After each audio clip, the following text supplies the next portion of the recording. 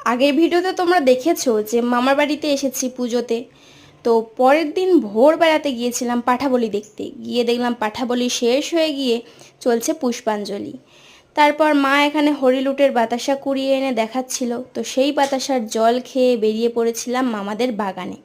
তো অনেক দিন হলো মামার বাড়িও আসা হয় না, আর বাগানটাও ঘোরা হয় না। তো মামাকে রাত্রেবেলা বলেছিলাম যে মামা ভেটকি মাছ ধরে খাওয়াবে।